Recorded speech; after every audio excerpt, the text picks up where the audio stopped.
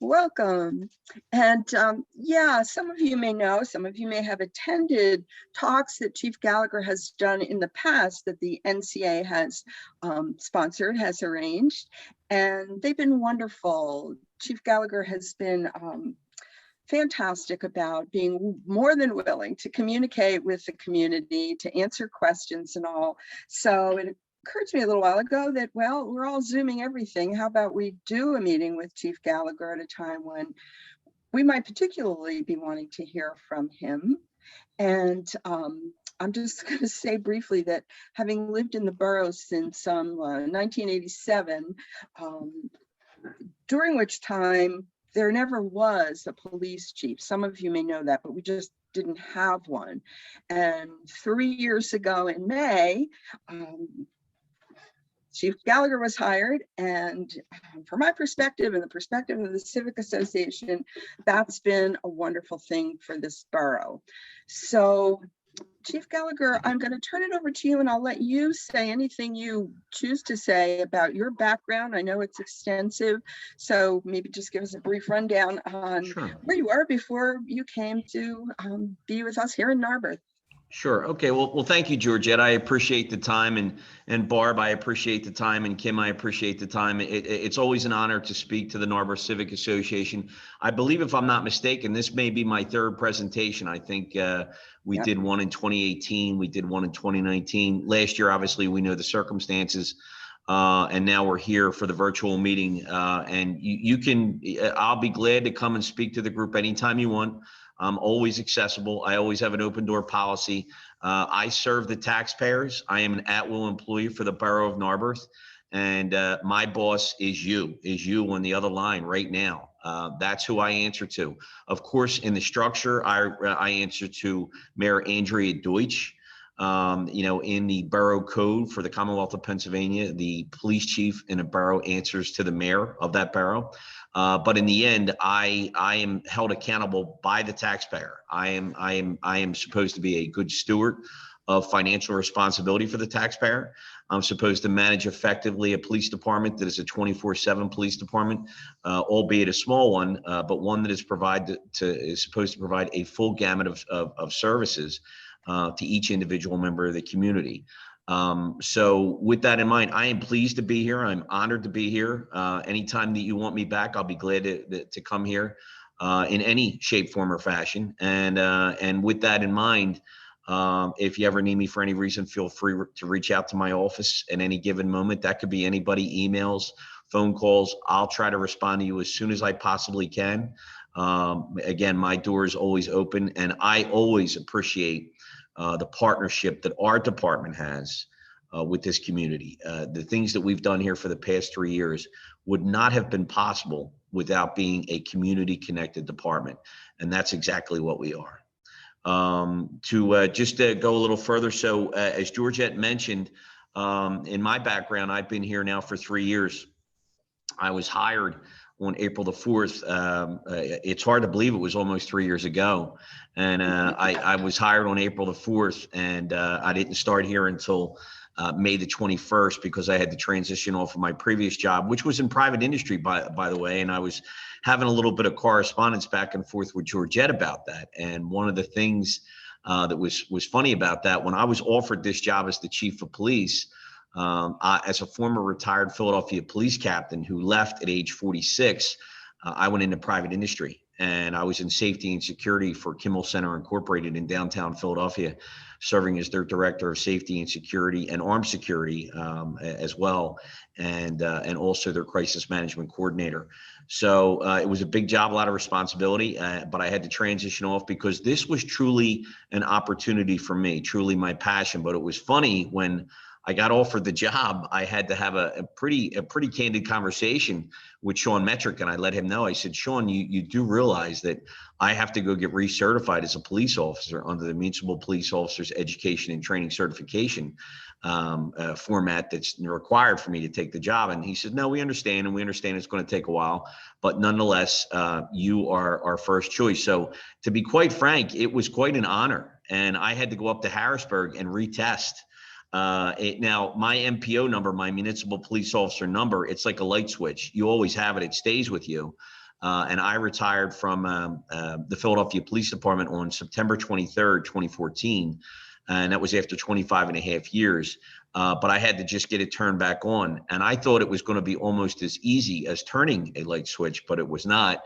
I had to go retest. I had to go through an extensive background check, the things that were required from the borough. And it took quite a while to join up with everybody here, which was on May 21st, 2018. But I can tell you right now, I'm certainly glad I did. I'm glad I made that transition back into law enforcement, because I can honestly say to everybody on this call and anybody who's listening, and if you want to spread the word, this has been the best 3 years of my work life so far. I've enjoyed my time here, and it's been great. I can't say enough.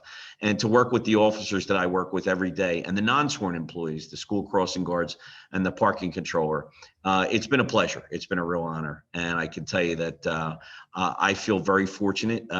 Just to give everybody a background of my police background, I retired as the captain of counterterrorism operations for the city of Philadelphia. That was my last assignment. Prior to that, I worked as the captain of East Detective Division, which was on 3900 Whitaker Avenue. And then prior to that, I was the captain of North Detective Division, which was at 5960 North Broad Street.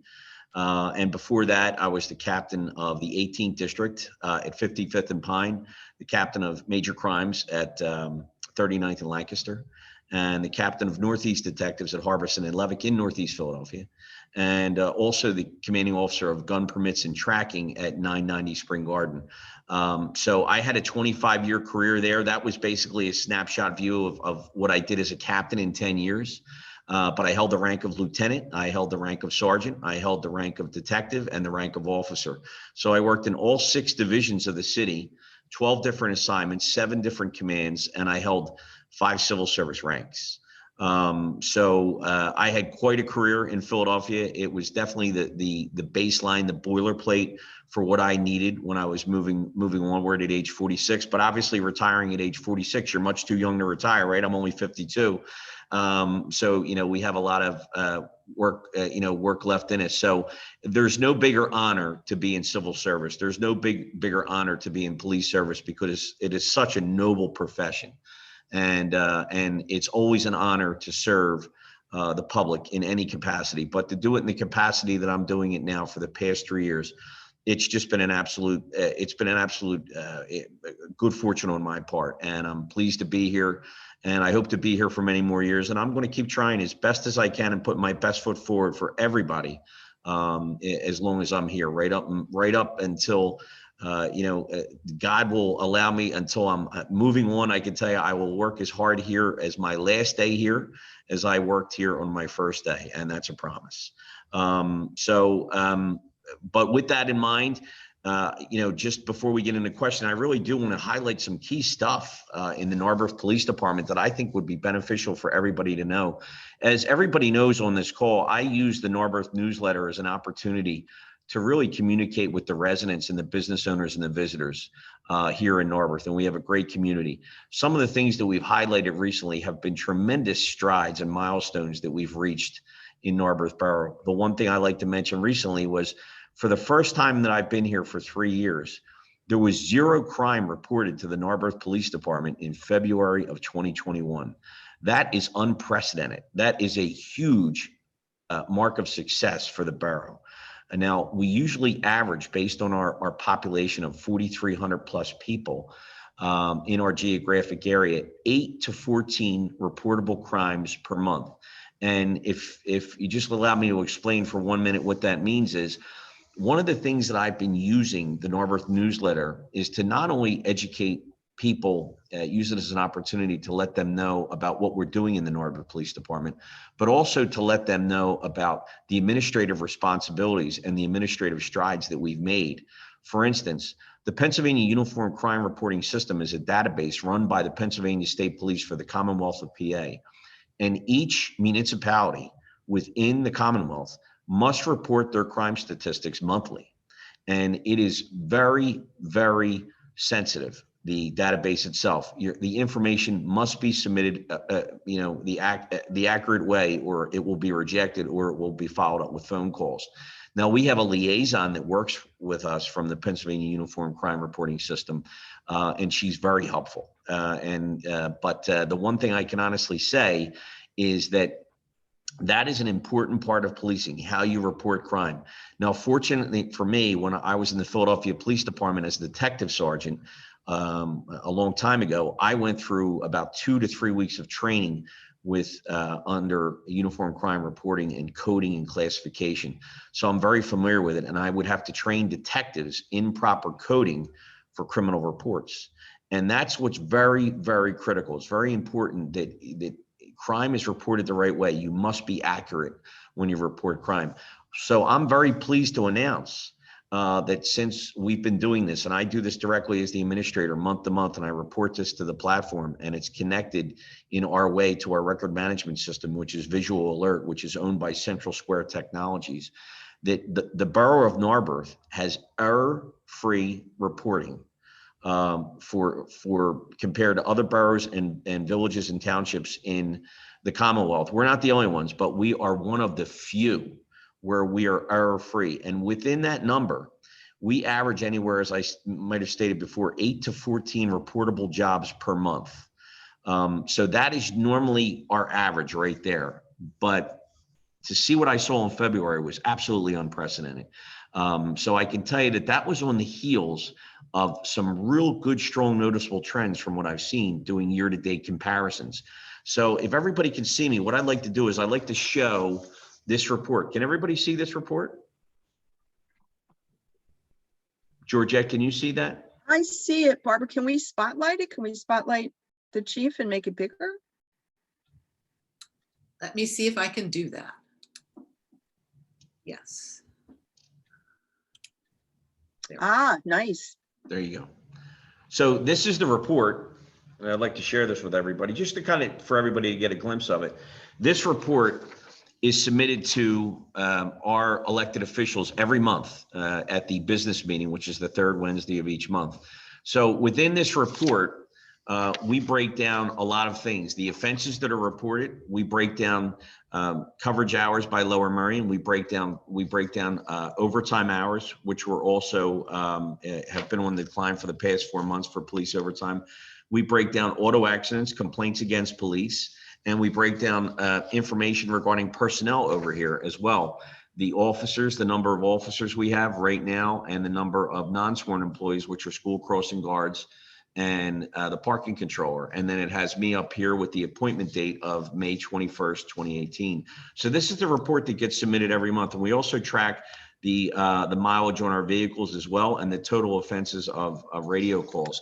So this is something that we do every 30 days. And when we report that, the one thing that I would like to really highlight here, and it's important, I'm going to show it again, is that if you look at these areas over here, these two areas over here, the yellow column that's highlighted right there and the column next to it, okay, those are the current 2 months. Well, not the current month, you're actually in the current month, but the previous month. And there's a comparison between those two and the previous 2 months over here. And then over here in this area is year-to-date comparisons as well.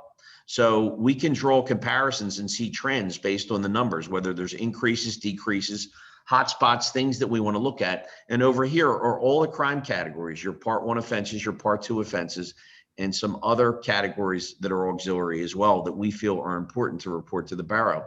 So this is done every month. I can tell you that this is a very tedious report to do. It consumes a lot of my time at the end of the month to get this done.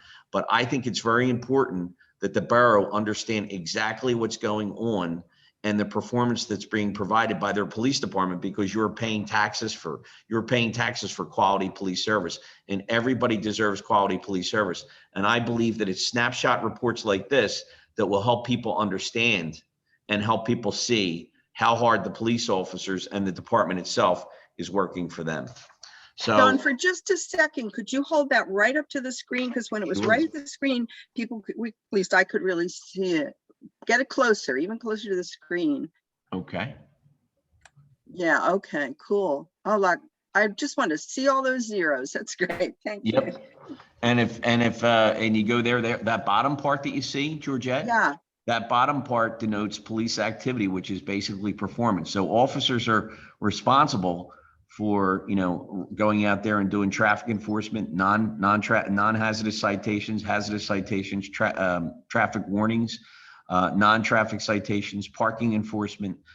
There's a whole host of, categories down here, including Part 1 arrest, Part 2 arrest, DUI arrest, if they apply. They rarely apply, but, sometimes we have them in there. So that information is captured on the bottom portion of that report as I'm putting it towards the screen right now. Wow. Thank you. That's great. So that is something that we do monthly. So the one thing I really wanted to highlight from that monthly report, when we started to look at the year-to-date comparisons from 2020 versus 2019, we noticed something very, very unusual, that we had a 50% plus reduction in theft throughout the borough. That was excellent. And in addition to that, we had a 75% or higher reduction in suspicious activity throughout the borough, which is excellent. Those things are outstanding. So if you look at what was going on in the borough when we started to do our year-to-date comparisons in January, looking at 2020 in sum versus 2019, and then when we had that no crime was reported in February, it was almost, even though it was unprecedented, I could see it almost trending that way, where we were going in such a good area where we were going to have one of these real premier months. And we did. We had one right here in February. As of right now in March, the numbers revealed so far are low. It's not going to be February again, but I can tell you that is a mark of success for this borough in terms of quality of life and safety. And that's what we're here for in the Narberth Police Department, to really deliver that. So this is just one thing I wanted to highlight before I took questions. The other thing I would like to really bring up as well is some different situations that have been happening in the Narberth Police Department. As of February 3rd, we now have a sergeant in the Narberth Police Department. Mike Vernaccio is promoted to the rank of sergeant. All of these officers took a civil service test back in June, a written exam, which was worth 40%. And then they have to do an oral interview with the Civil Service Commission. And that was represented 60%. So we had 4 officers take that exam that were qualified. There was only 1 officer, based on his lack of time, his status at the time, that was not qualified to take the test. So the 4 officers that took the test, so any of those officers, even the officer that wasn't included based on time, are quality people. These are good, solid people. And if I was a young officer starting out on the job, I would be honored to have any one of these officers as my sergeant. But as it happens, Mike Vernaccio came out number 1, and he was promoted on February the 3rd. Mike Vernaccio will be in probationary status until February the 3rd of 2022. And then he will be given a final performance evaluation by me, and he will be granted permanent civil service status. And if you notice, Mike, as he drives around, he now has 3 stripes on his arm because he represents that of a sergeant. His frontispiece has changed because he now just has the state seal on his frontispiece. He doesn't have the badge number. And that actually denotes responsibilities and supervision as he moves into that area. And also, as well, we have now redesigned the Narberth Police Department badges, and they have recently been delivered to us. So you'll see the new Narberth badge, and I'm going to put a newsletter release on this, is going to say Narberth Police and Officer. On Mike's, it says Narberth Police Sergeant, and then the Chief's badge is different. However, these are things that we are progressing into, and we are glad. So now, just to let everybody know, we currently have 1 chief, we have 1 sergeant, we have 4 officers, we have 3 school crossing guards, and we have 1 parking controller. So we have a total of 10 employees in the Narberth Police Department. And again, Mike is in probationary status for the first year. And so far, he's been doing a great job. I don't expect any problems. I think Mike is going to be a true asset in his new position, and he's done well so far. And Mike is interested in doing a lot of good things for this department to move it forward, and I certainly want to support him in doing that. Overall, just to let everybody know about the structure, so the officers and the sergeant are represented by FOP, Fraternal Order of Police Lodge 28. and they are also the lodge that represents the Lower Merion Police Department as well. And we have our contract through them. Right now, the current contract is pending. I can tell you that. I can't get too much into detail on that into a public forum because right now it's an arbitration. So that's where I'm limited. But however, I can tell you that we expect the decision to come down soon. But we, again, are represented by the same Fraternal Order of Police Lodge that represents the Lower Merion Police Department officers and sergeants. But just so everybody understands, in the Lower Merion Police Department, the lieutenants and the captains and the superintendent of police are not represented by Fraternal Order of Police Lodge 28. Now, within the borough, that would apply to us as well. I am not represented by FOP, Fraternal Order of Police Lodge 28. If we had a lieutenant in this police department, a lieutenant would not be represented by that organization either. So that's just some of the structure that we have. So these are just some of the things, some of the background noise that's happening in the police department. In terms of other personnel information, we did have some changes in platoon assignments, but we're actually going back to some realignment probably in the first week of April, right after Easter. And right now, things are going extremely well in the police department. We're very happy with the statistics that we see, and I am confident that we have really brought this department along in the past 3 years. And I know Barb's been here for a long time, and she was on elected office. And I know Georgette has been heavily involved with the community as well as Kim. And I think that the things that we have done, the vision, the mission that we set out on, that we really wanted to achieve in 3 years. And I had things set in my mind. What is this department going to look like in 3 years? What is it going to look like in 5 to 6 years? And then ultimately, what is it going to look like at year 7? And how are we going to achieve the goals and the objectives that we want to really make sure that this is a full service police department for the community that is connected to each individual in its own way. These officers know our residents. These officers know the rhythms of this borough. I can tell you that these officers are great people. I've worked closely with them for 3 years. I would have not been able to bring this department to where it is right now without these officers. We now do checks at banks. We now do checks at drugstores, state stores, all the schools. We do foot patrols at these locations. I think that is one of the big reasons why we have created such a consistent police presence in the community. We notify county radio with Montgomery County that we go out at these locations. That information is tabulated each month, and I get those reports at the end of each month. These are just all good things that we're doing. The one thing that I think is very important for police executive leadership are two things. Number one, you have to be effective. You have to choose to do the right things. And number two, you have to be efficient. You have to do it the right way once you venture out on that road. So that's the one thing that I really pride myself in trying to do as a good employee for the taxpayer. Provide necessary leadership, direction, and control and guidance for the department, the officers, the sergeant, and the school crossing guards, as well as the parking controller, but also to make sure that we are efficient, that we are doing things the right way. And if you look at our error rate in terms of reporting to the Pennsylvania Uniform Crime Reporting System and our now up-to-date status with the Commonwealth Law Enforcement Assistance Network, which is CLEAN, which is how we run dates of birth, license plates. Those things are important. We had a $22,000 grant that was given to us by the Pennsylvania Auto Theft Prevention Authority at no cost to the taxpayer, which we now have in an automatic license plate reader. And it has been instrumental in helping us with traffic enforcement throughout the community. So these are some of the good things that we've done along the way. There are many more to mention. I could take up most of the time going through all the things that we did, but I felt that these were a couple things that we should really highlight so everybody understands how hard we've been working behind the scenes. And I'm going to continue to use the Narberth newsletter to communicate with people and to make sure that everybody knows about the good strides that we're making. And also, concerns that we have. One of the things that we recently put out there, and I mean this in all sincerity, I take this very personal. I believe that the residents are my responsibility. I look at the residents, I look at the community members as members of my own family. And what I tell our officers is this: Treat each member of our community as they are your customers. This is a public service driven profession. We are looking for customer satisfaction. And with that in mind, in order to do that successfully, treat others the way you would want your own family members treated by a police officer.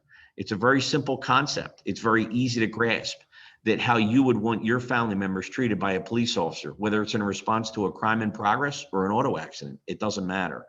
So if you do that, you'll be fine. Because I think one of the problems, in policing is we tend to have a robotic response. Well, the one things that we need to do in the Narberth Police Department that I make a priority is we don't want to lose our humanity. We want to make sure that we're always a community connected department. And we want to make sure that our personal traits are just as important as our skill sets. And I think so far we've done a tremendous job. But again, it would not be without partnership with everybody on the end of this call. The strides that we have made is because that you are our best partner. And that's why we were where we're at today after 3 years.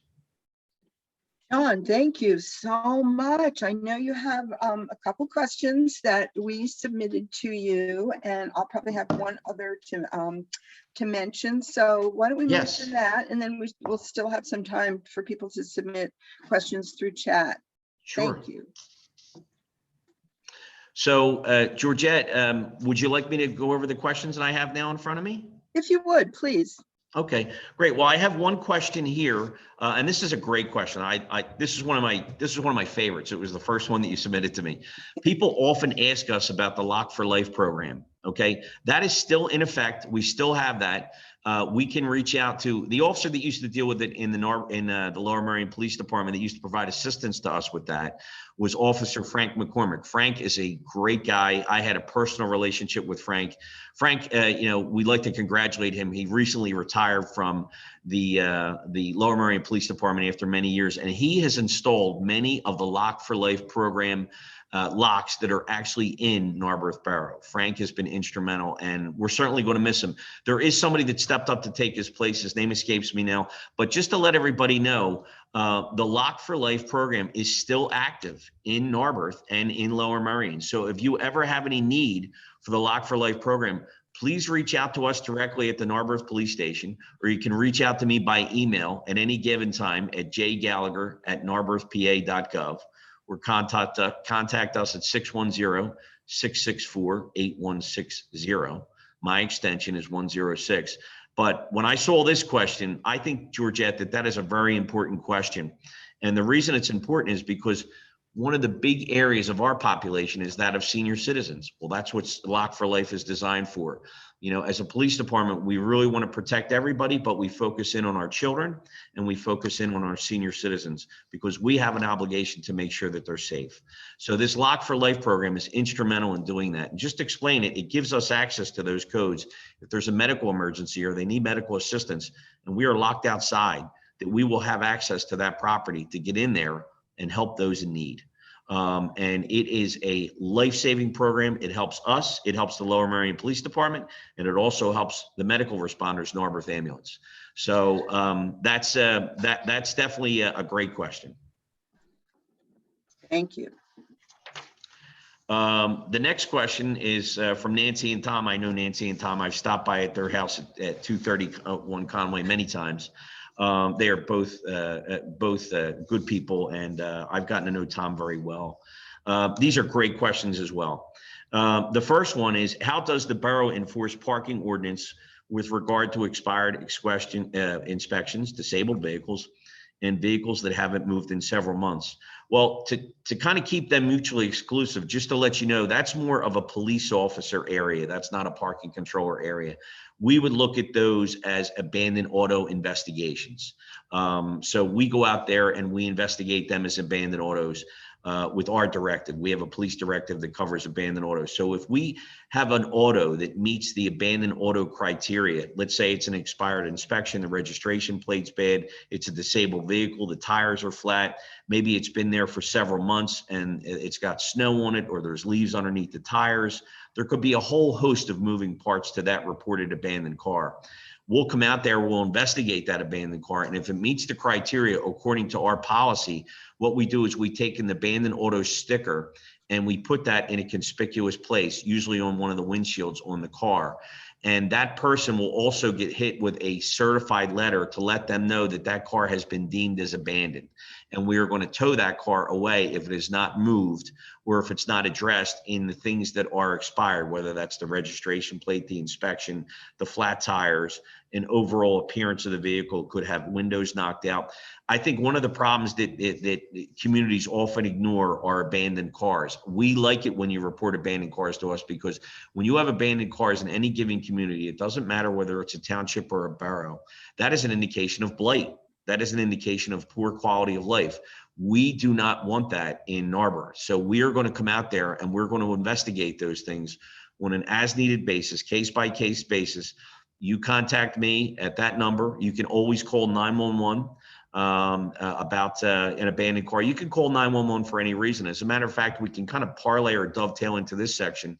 Yeah. One of the problems that we have, and Georgette's shaking her head yes, and she's 100% right, is that 911, there is sometimes a misunderstanding, a lack of understanding of what happens with 911. When you dial 911 in Narberth, your call goes right to Eagleville, to the Montgomery County Communications Center run by the Department of Public Safety in Montgomery County.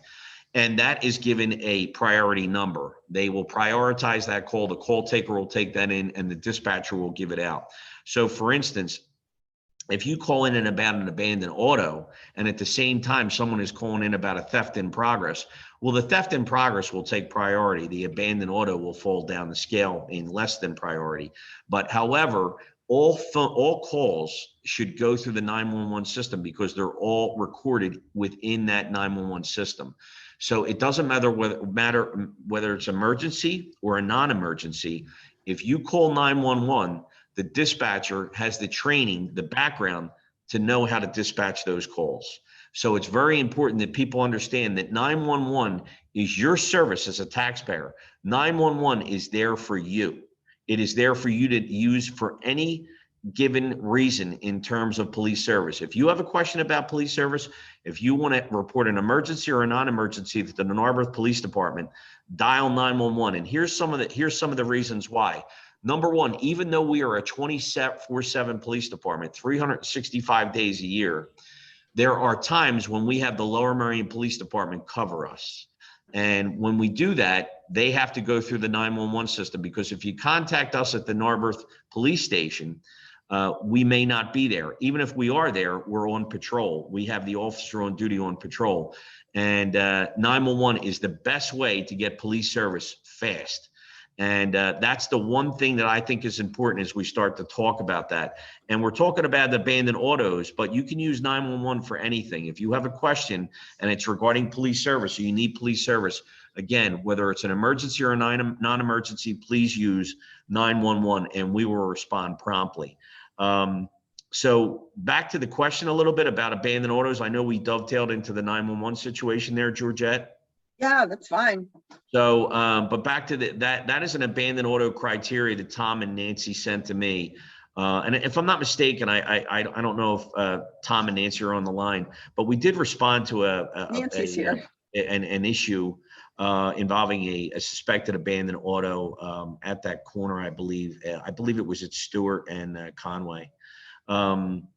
Recently, but you can always contact us about abandoned autos. I hope that helps. If Nancy's on the line, I hope that helps, Nancy, for that explanation to your first question. I think that question actually came from Tom, and I think one of his concerns is that he feels bad that he has to report these things. He's wondering if the police in their normal everyday activities, riding up and down streets, would notice on their own and be more proactive. Is that a possibility? Oh, Nancy, well, I can tell you that that's something that we do every day. If we have an officer on patrol, one of his or her responsibilities is to actually go around looking for indications of blight like that, abandoned houses, abandoned cars. We don't have too many of the former, really, it's more the latter. But yes, the officers do that every day. We have many abandoned cars that are investigated by officers on proactive patrol. where they go out there, they run the tag through NCIC, the National Crime Information Center. They try to determine whether it is stolen. They try to determine ownership, if it has an expired inspection or registration or flat tires, and they try to make contact with the vehicle owner. So that is something that we do on a proactive basis almost every day, Nancy. But however, again, I would like to go back to, you are our best partner. So there are cars sometimes that we're going to miss, that we're not going to be aware of, that you as a resident, you're going to see every day. You are going to be living that problem every day because it's going to be in front of your own eyes as you exit your house. So we always welcome those calls from the residents, whether or not we've already stickered it, we've already investigated it. We want the eyes and ears in the community to be alert at all time, because again, you're our best partner.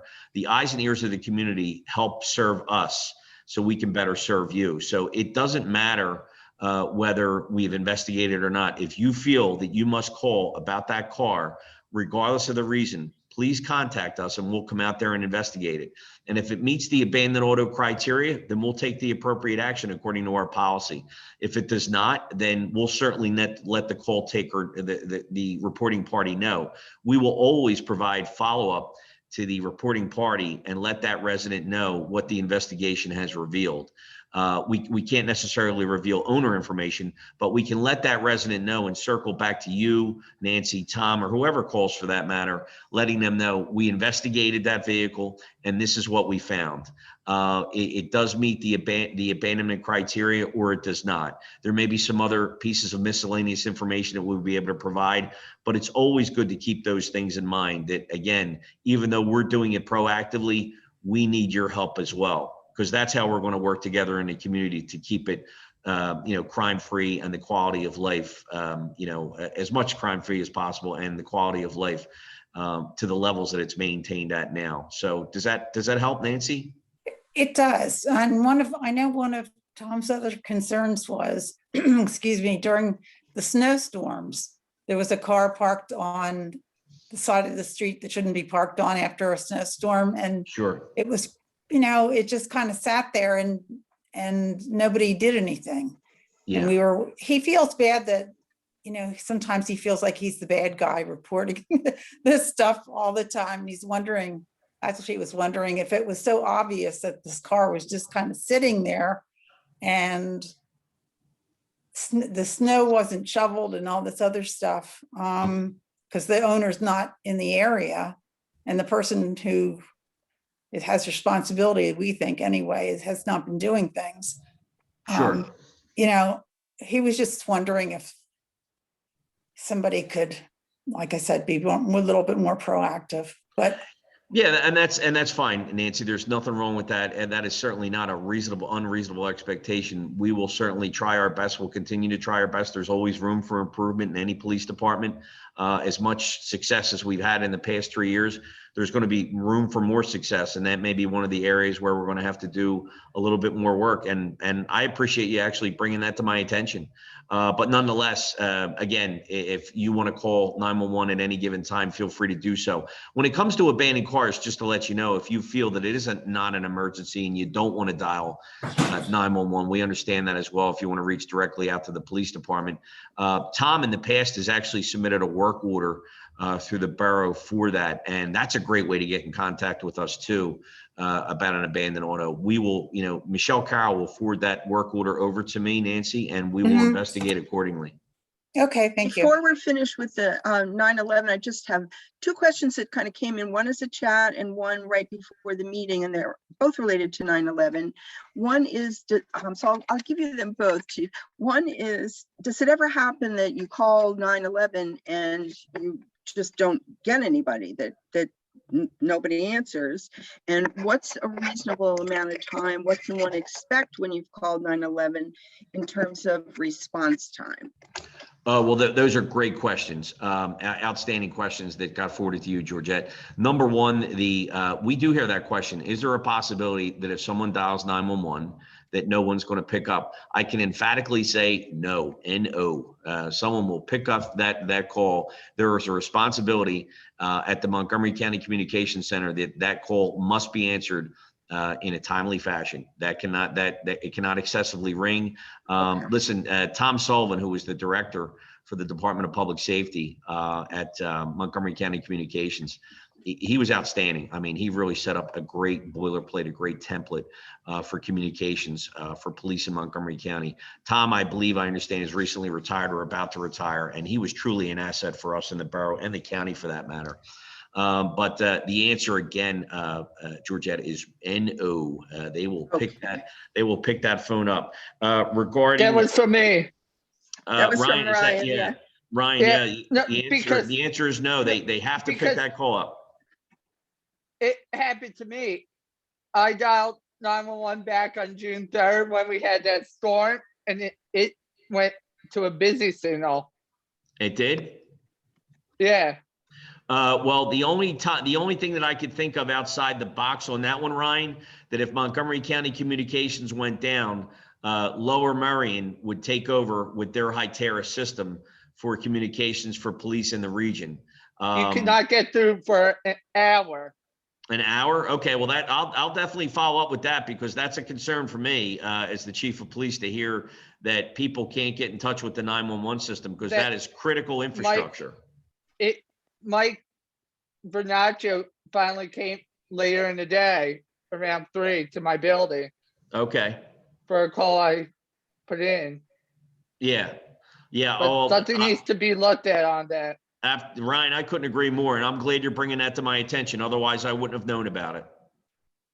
You know, in terms of response time, Georgette, I know that was another part of that question. That was part B.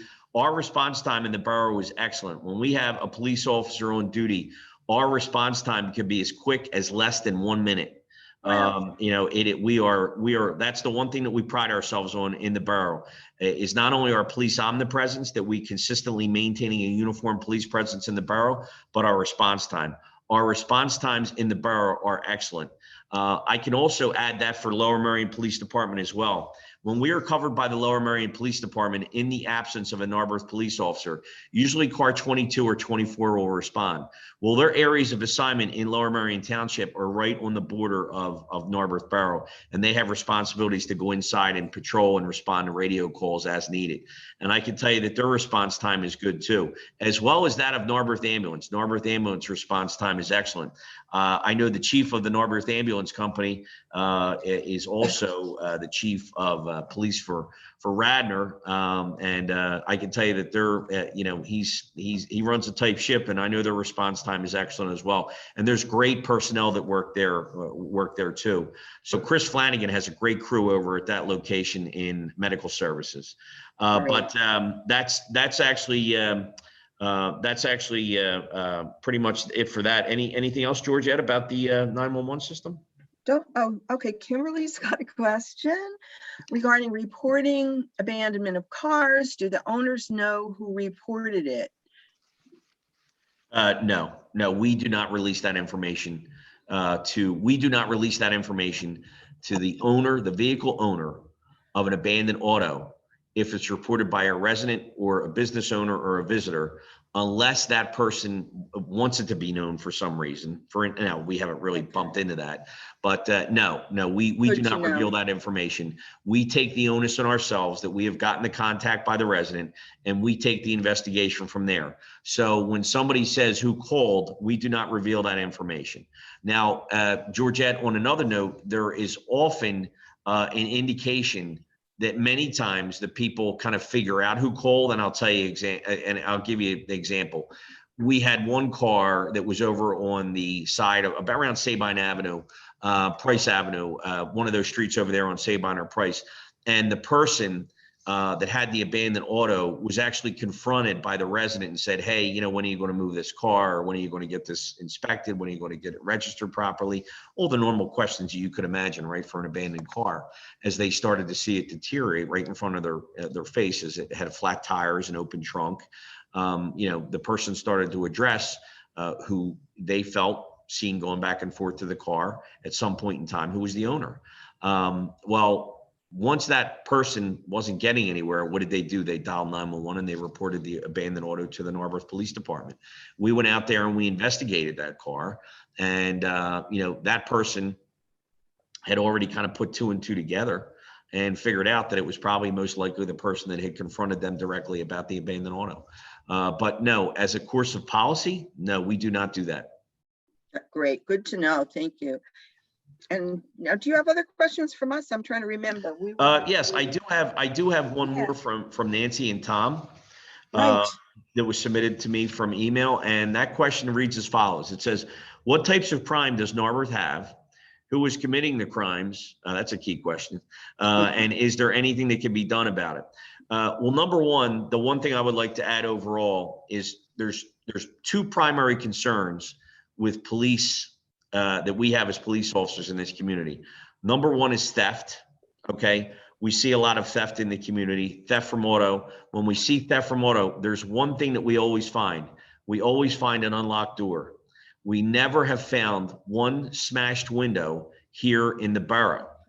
So every time we respond to a theft from auto call, we often find that it's an unlocked door. We suspect that most of the times it's kids going through neighborhoods, going through streets, going through areas, trying car doors, and then they go in there and they rummage through a car and they'll steal change, cell phones, laptops, things like that. I think it's very important for the community to know, and we've put this information out there on the Narberth newsletter multiple times in terms of having to target harden your car. Number one, keep it locked at all times. That is going to serve a great purpose, and it's going to deter a lot of bad behavior. And it works like this. If someone is in the area on your street trying car doors, okay, if they try your car door and your car door is locked, it's as simple as this. They're going to go to the next car. They're going to look for an open car. If they find no open cars on that block, they're going to go to the next street. If they find no open cars on that next street, what are they going to do? Eventually, they're going to leave the area because there's no opportunity to commit the crime. So locked doors work right now. Again, I can tell you after 3 years, and I mean this in all sincerity for everybody in the call, I have found that each one of those incidents reported to us as theft from auto has been connected to a door that was unlocked. So by all means, lock your cars.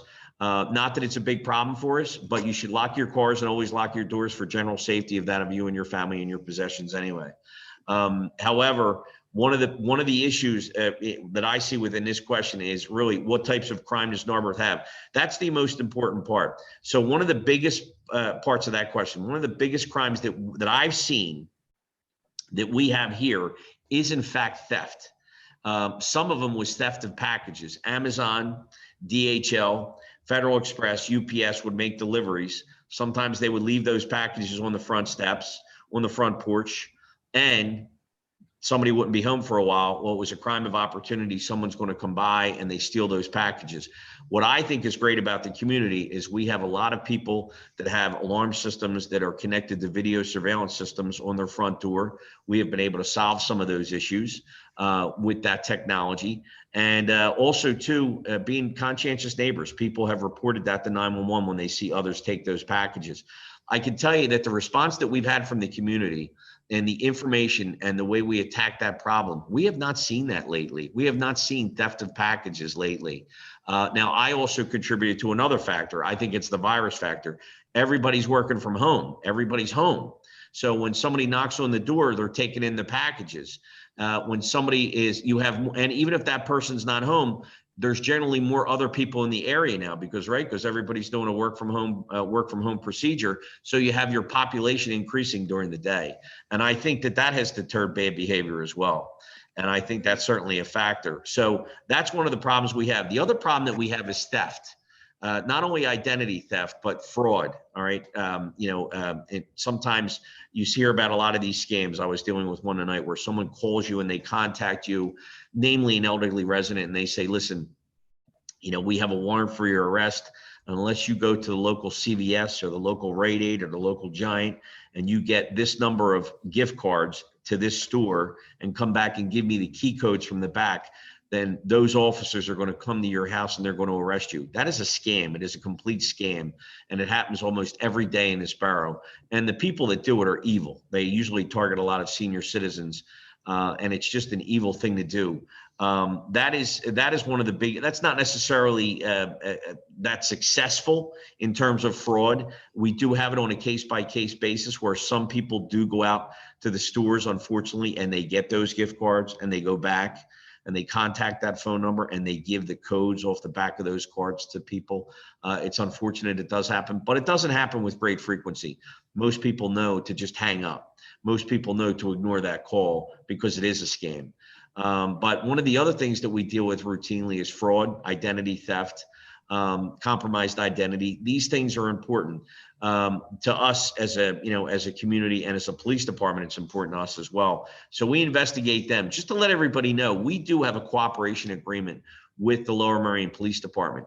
So cases that require investigation that are beyond our skill set, we do have officers trained in investigation here. Since I've been here for the past 3 years, I take it upon myself to make sure that these officers have professional development. One of the things that we've exposed these officers to is investigative-based training during the past 3 years. I believe that 4 out of the 5 officers are now trained in that. They've been trained at the Fraternal Order of Police Lodge 5 up in Northeast Philadelphia, the Abington Police Department Training Center in Abington Township, where these officers have been exposed to a good investigative background training. So we will investigate lower level felonies and misdemeanors, and we have submitted our own criminal complaints, and we now work directly in the Narberth Police Department with Montgomery County District Attorney's Office, instead of deferring all those investigations over to the Lower Merion Police Department. But I can tell you that the Lower Merion Police Department has been instrumental in helping us with some very crucial investigations. Sergeant Mike Weiss and Lieutenant Jim Batinger and Superintendent Mike McGrath and Captain Thomas are always there to lend a hand if we need it. We may even need guidance to one of our officers with their patrol investigators that work over there. And they have been a true partner for us. And if I contact Sergeant Weiss or I contact Captain Thomas or Lieutenant Batinger and I ask that they take a job from Narberth Borough, they do it. So they do it because they do it out of professional courtesy and our relationship that we have in the cooperation agreement.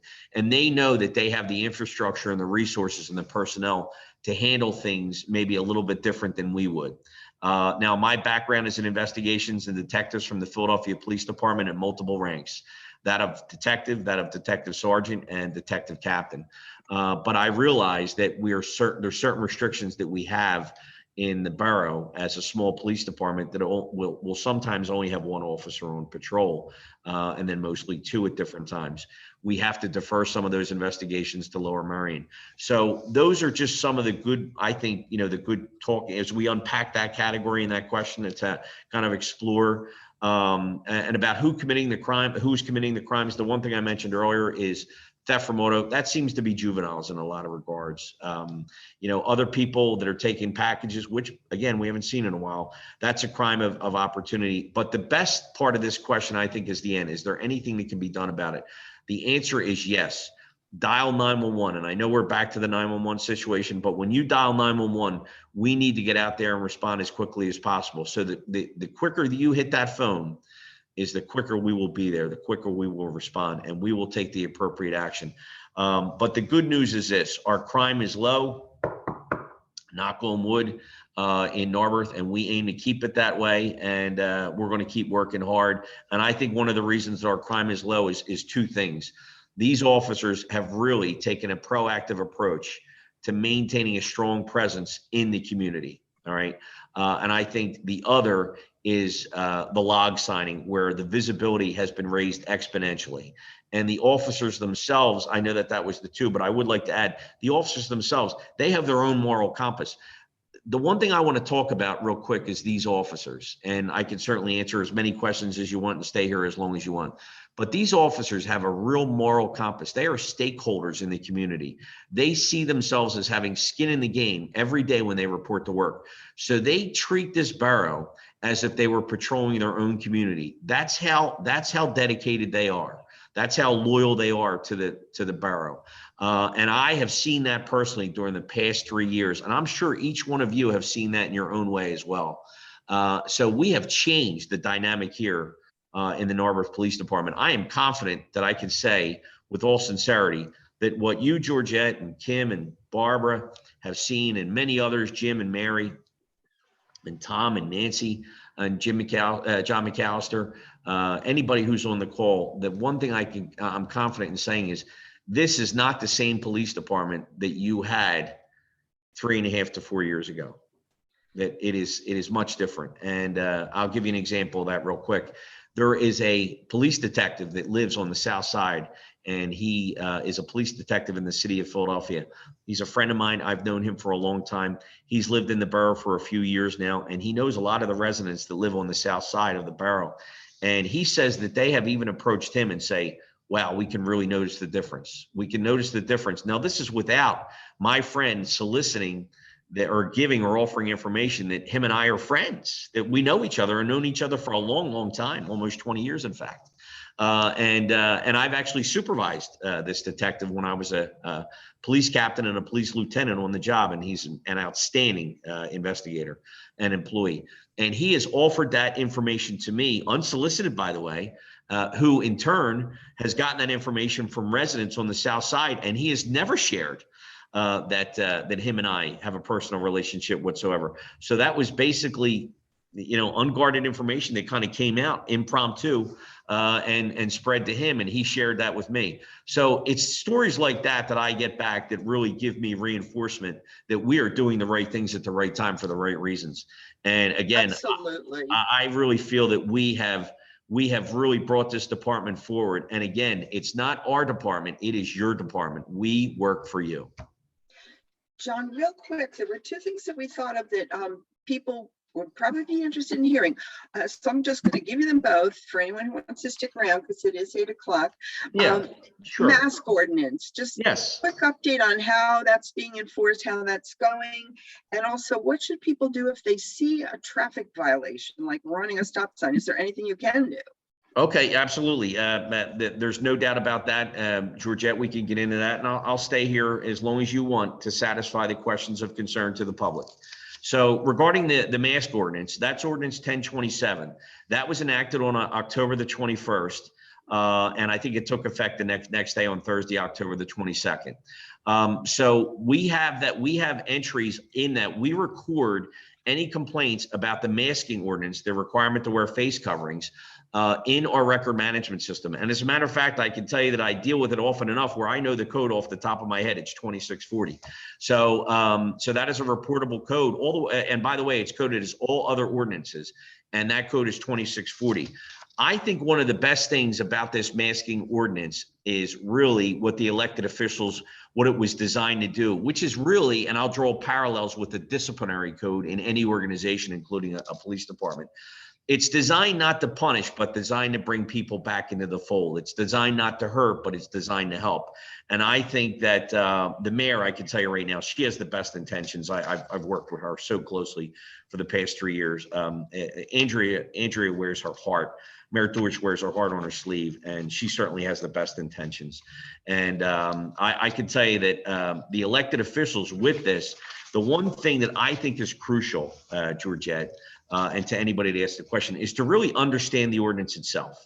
When you go into the ordinance, you can actually see that and get a better understanding. For instance, I think one of the most important parts of this ordinance is to go into subsection number 3, where it says wearing of face coverings, and to get into that information and to see when in fact that is required and looking at the exceptions, which is under subsection 4.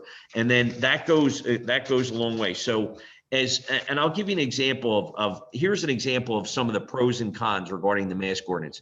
Now, number one is everybody can understand on this call, this is uncharted territory for all of us, right? It doesn't matter whether you're a police officer or a resident, right? This is uncharted territory for every one of us because the virus for the past year has been uncharted territory for us. We all learn as we go, right? We learn as we go. And we don't understand everything. You don't understand everything, but we're trying to do the best that we can, much like you are. You're trying to do the best that you can. And I think the same thing with the ordinance itself. We're trying to have the best way that we can understand it. I'll give you an example of what happens frequently with the ordinance, which is an unfortunate part.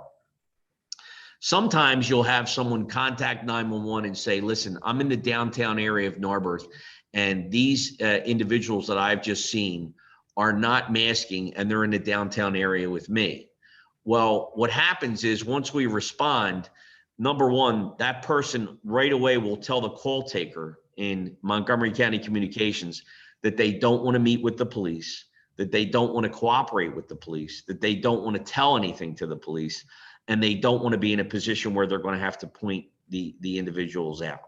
So that could be sometimes problematic, because here's what happens, and I'll give you an example. Officer Sean McCabe, who, by the way, does a great job. He's outstanding. Sean comes with such great experience from the Philadelphia Police Department. He was a police officer and a police supervisor as a corporal, and he has now been a police officer here for 8 years.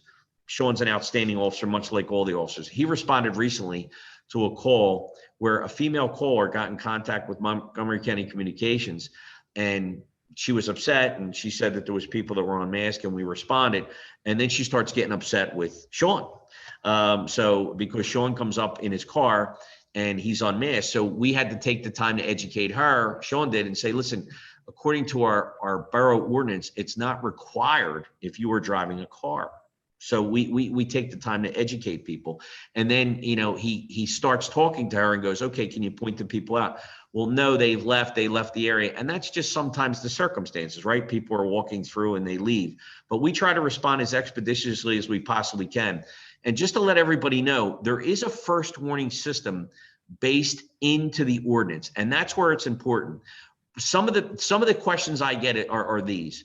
Have we issued, in fact, any citations, non-traffic summary citations for violations of Borough Ordinance 1027, requirements to wear a mask, face covering?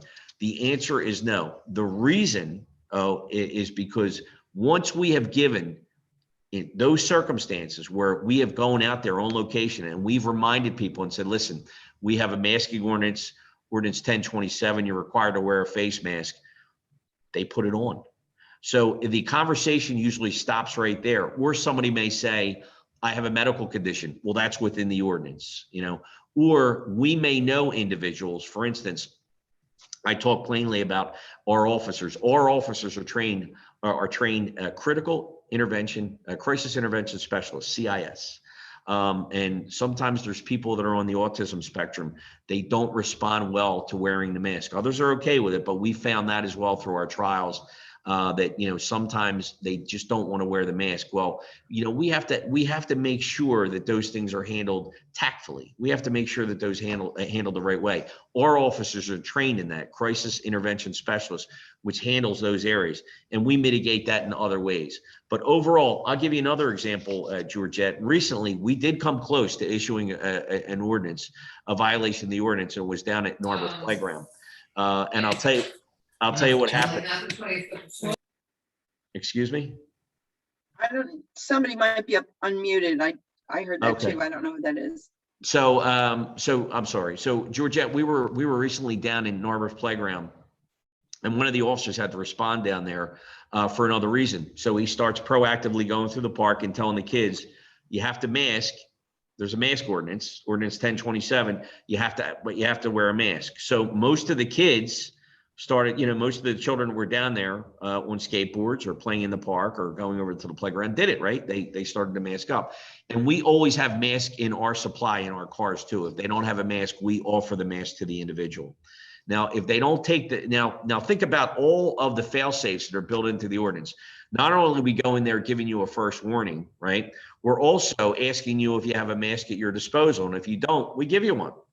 Right. So we're giving you every opportunity to wear the mask because we want to bring you kind of back into the fold. We don't want to punish you. We want to get cooperation. To gain compliance is much the same way in traffic enforcement, which we'll get into next. We don't want traffic violators. We want compliance with the traffic laws.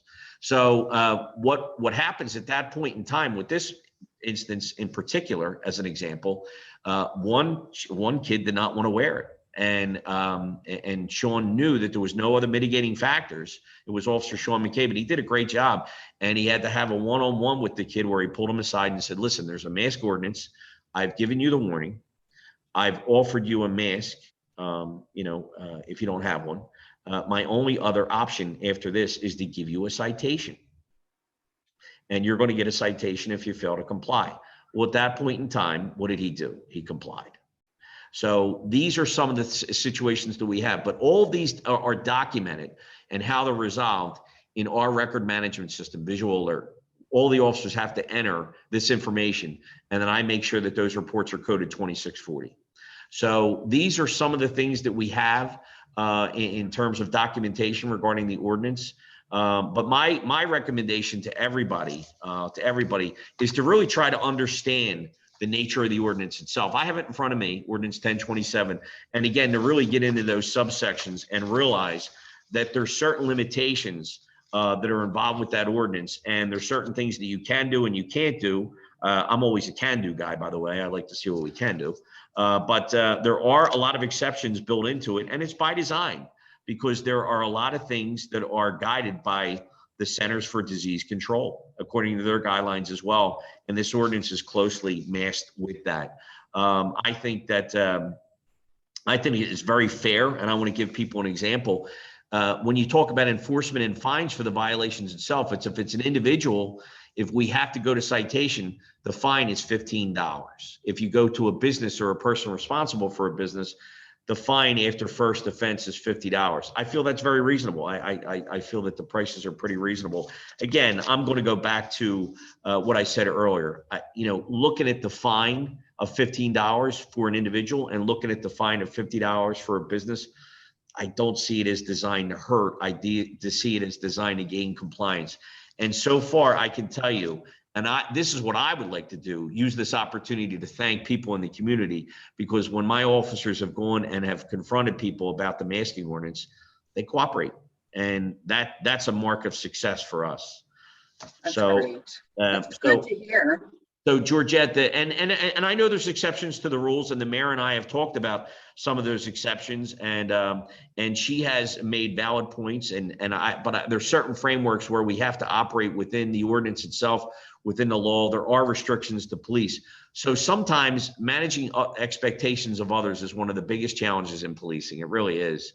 And even managing expectations of your chief, your officer, your sergeant, those things are important. So even though I report to the mayor, she has certain expectations of performance from me. I have certain expectations of performance from the officers and the sergeant, but sometimes they don't always align, right? Sometimes, we're all human. Every one of us are human. Humans are not perfect, and it's a not perfect world. So sometimes it's always best to really take a deep breath, count to 10, and realize that there's certain things that we're going to be able to do and certain things that we're not going to be able to do. But I can tell you, for the most part, the spirit of cooperation in this borough has been really, if you want to look at 95%, to goal, boy, we're pretty much there. I'll tell you what, it's really been good. The other thing that I think it's very important, Georgette, for people to know is really understand where this applies, right? It's borough-owned property, and it's the downtown business district of Narberth. And in addition to that, it's the business corridor along Montgomery Avenue.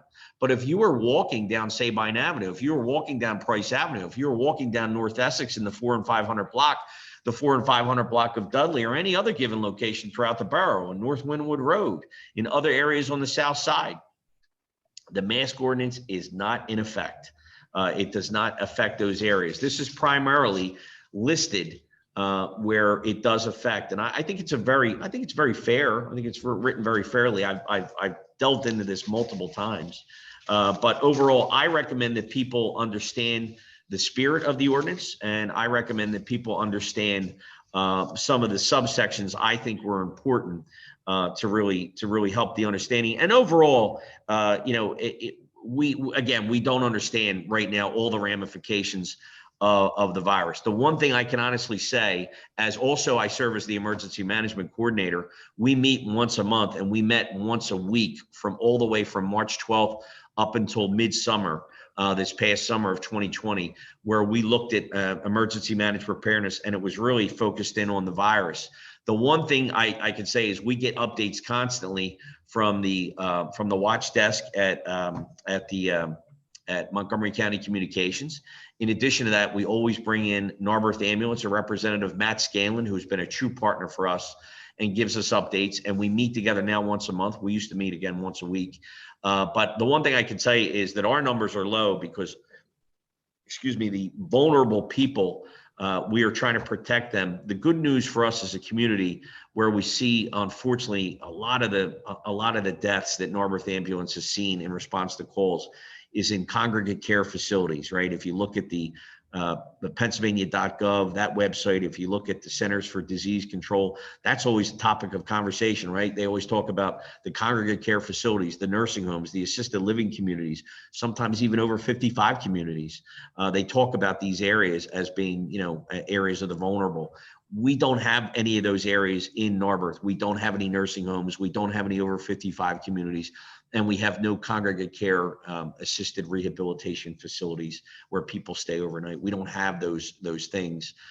So I think that's one of the reasons our numbers have been low in terms of the virus itself. Overall, the one thing that I think has been a mark of real success for us is, even though we have had people affected by the virus and infected by the virus in the borough, we, to the best of my recollection now, for an entire year, and I've been working nonstop, I can tell you that, we have not one death, I think, in the borough as a result of the virus, to the best of my recollection. Good to hear. So can we finish up with the question about what to do if you see a traffic violation? Sure, absolutely. The one thing I would like to highlight about traffic enforcement is that is always a priority for us in the Narberth Police Department. That is part of our mission.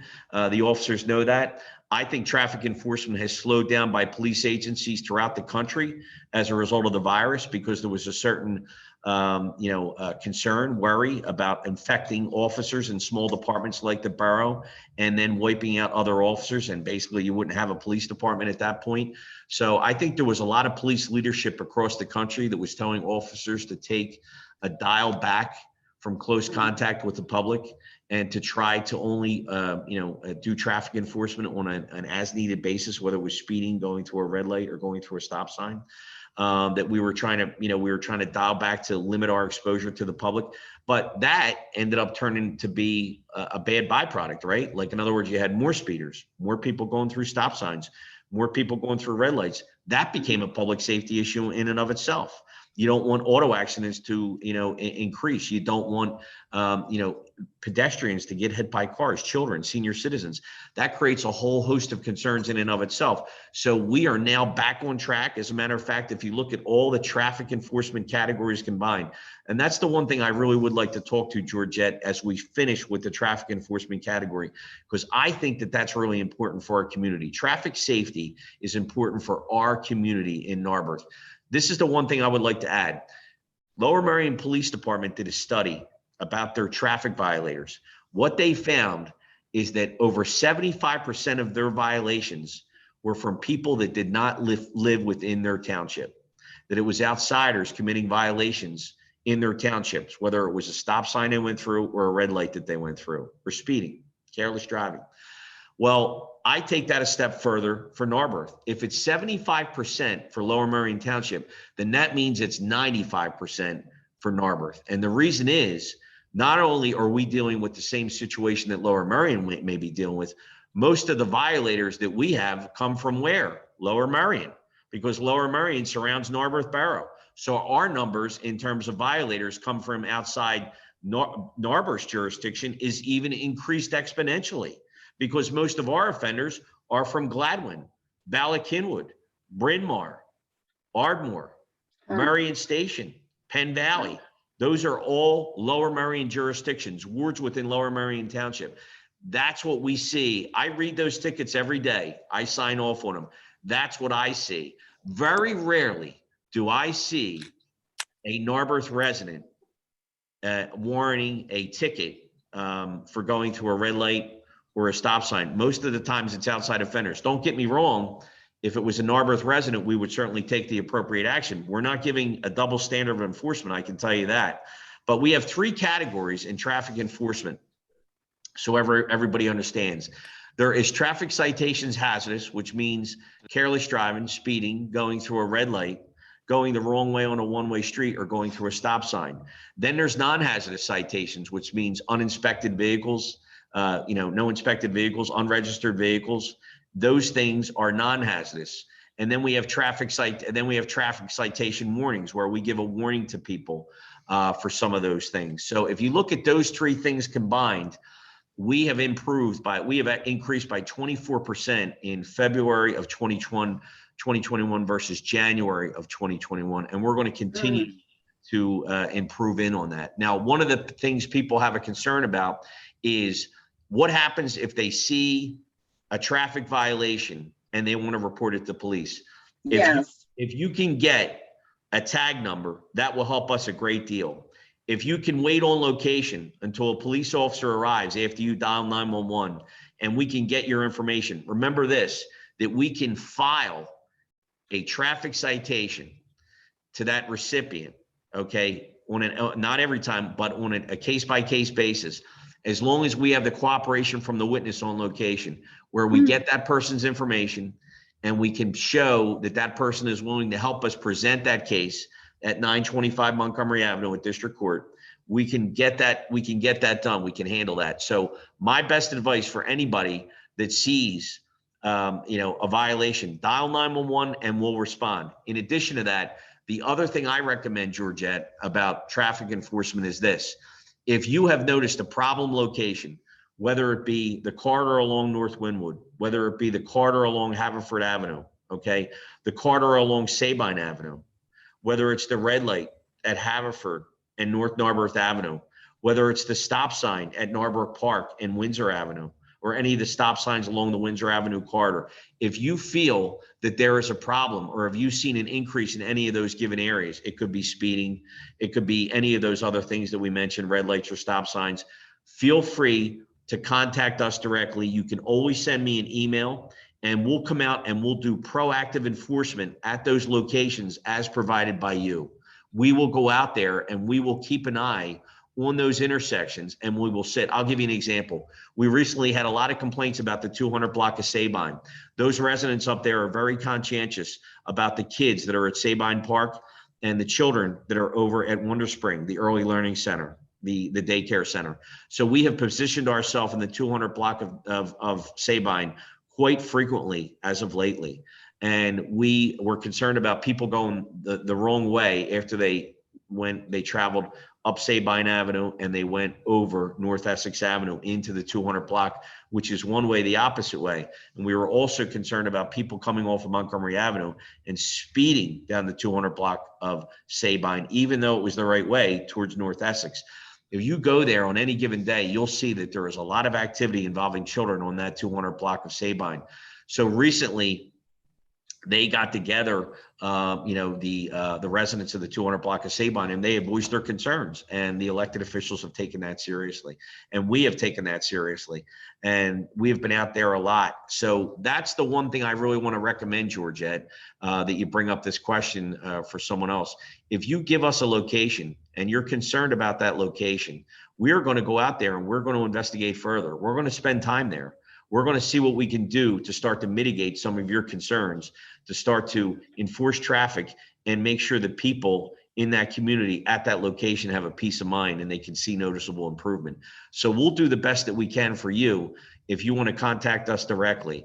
And again, but if you see something in progress, let's say you have a speeder that's going through a borough or somebody who appears to be intoxicated and they're banging into parked cars and they're careless driving, contact 911 right away and we'll respond and we'll take the appropriate action. I know that sometimes we're not going to be able to be there and solve every problem at every minute of every day. That's just the nature of policing. We know that, but you have my word that we will certainly do our absolute best on traffic enforcement and any problem that you have. If it's a concern for you, I think this is the one thing that we should really before we close off, Georgette, to let everybody know, if it's your worry, it's our worry. If it's your concern, it's our concern. Again, we work for you. You are stakeholders in the process, and we are stakeholders in the process. We are in this journey together. We are partnered together, and that will be unbreakable. And if your worry is a worry that's serious, you can rest assured that we are going to take it just as serious, but we are going to take it upon ourselves to make sure that the responsibility is met to where you feel better about what you told us. Oh, what a wonderful summation, Chief. I feel like each time I hear you, and I've heard each time you've have been there or been here, each time you've spoken with us, I feel reassured. I learn stuff. I get information. Oh, I never really knew that. And we appreciate it so much. So you know that we will be asking you again at some point. Oh, sure. And I just want to thank you so much for taking this time, being so willing, so available to us. And I want to turn it over to Barbara, who will bring everything to a close. And thanks to everybody who took time to be here tonight. Yeah, spread the word that other people can be watching this video. So tell your friends. Thank you, Chief. Georgette. Thank you. Thank you, Chief. I really appreciate it. Yes, you can watch this later. Keep your fingers crossed. Technology all does what we want it to do for us on our YouTube channel, which is Narberth Civic Association. And also just be on the lookout for more information from us about the Candidates Forum on April 15th and the events of Narberth Week, April 18th to the 24th. And hope you have a great evening. Thank you so much for attending this. Really appreciate it. Thank you, John. Thank you, Take Jim. care. Stay safe, everyone. Good night. Thank you, Georgette. You're so welcome. Thank you, Rose. Thank Mhm. you. And we can wave at each Thank you, other. At least. Barb. That's nice. Thank you, Alder. Thank you. Thanks, John. Nice and quiet.